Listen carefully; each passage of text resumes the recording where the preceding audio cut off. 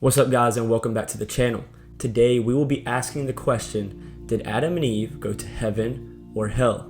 This is a very interesting topic because people don't know where others went before the resurrection of Christ, because the Old Testament doesn't necessarily talk about heaven and hell as much as the New Testament does, or it doesn't talk as clearly about it. So let's dive right in. Let us begin in Genesis 2:16. And the Lord commanded the man, saying, You may surely eat of every tree of the garden, but of the tree of the knowledge of good and evil you shall not eat. For in the day that you eat of it, you shall surely die. Now notice how it says, you shall surely die. It doesn't say, you shall surely go to hell forever and ever. Now, with this being said, I do believe that hell exists, and I believe that the lake of fire exists. By the way, for those that don't know, hell is the temporary holding place for the souls of the damned, and the lake of fire is the final destination. It's kind of like hell is the jail cell, and the lake of fire is the prison. One is short term, one is long term. But anyway, so fast forward in time, we all know that Adam and Eve ended up disobeying God. So this is what God had to say to Adam and Eve once this happened. He told the man, You shall not eat of it. Cursed is the ground because of you. In pain you shall eat of it all the days of your life. Thorns and thistles it shall bring forth for you. And you shall eat the plants of the field. By the sweat of your face you shall eat bread, till you return to the ground. For out of it you were taken, for you are dust, and to dust you shall return. Again, he doesn't say, into hell you will go. He just says, into dust you shall return. But the New Testament says to be absent from the body is to be present with the Lord. So which is it?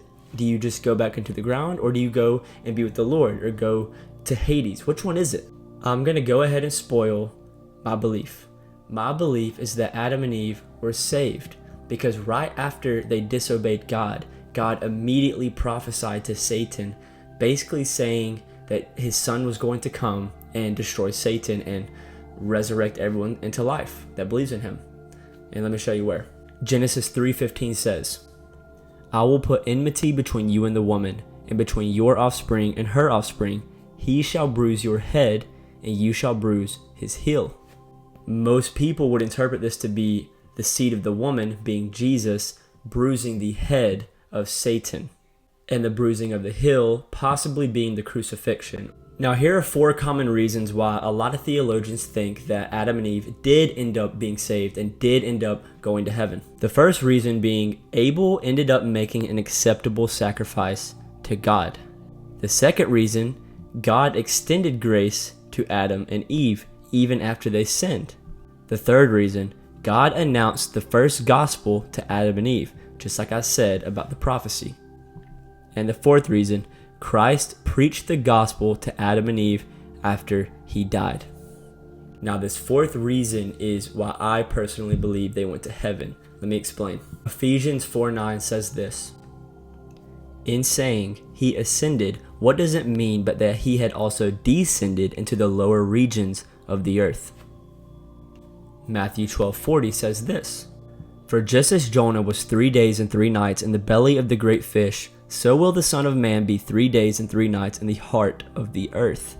Now you might be asking, what does the center of the earth have to do with heaven or hell? Well, I believe that the Bible gives us exact geographical locations of where both heaven and hell is, and that is the center of the earth. In Luke 16, Jesus gives a story about the rich man and Lazarus, and he tells of the destination of both of them. Let me read. There was a rich man who was clothed in purple and fine linen, and who feasted sumptuously every day. And at his gate was laid a poor man named Lazarus, covered with sores, who desired to be fed with what fell from the rich man's table. Moreover, even the dogs came and licked his sores. The poor man died and was carried by the angels to Abraham's side, also known as Abraham's bosom. The rich man also died and was buried, and in Hades, being in torment, he lifted up his eyes and saw Abraham far off and Lazarus at his side. So this tells us that there was a great gulf between Abraham's side or bosom and Hades, basically a heaven and hell located in the center of the earth. Now, lastly, I'm going to share with you a non-canonical book called the Book of Adam and Eve. No, I don't necessarily think that this is inspired, but if it is, then it is. They teach that Adam and Eve were buried in the cave of patriarchs along with their children, and some even teach that angels were by their side. Now again, I don't know if that's inspired. I think that sounds pretty cool.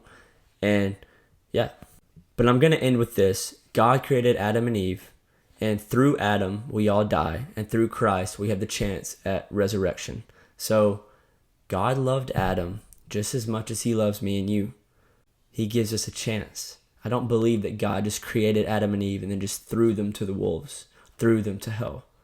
I believe that God has mercy and grace, and that where guilt and doubt are, grace abounds even more and love abounds even more.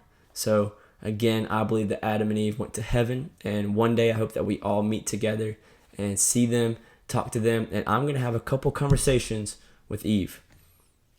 Hope you guys like this video. Peace.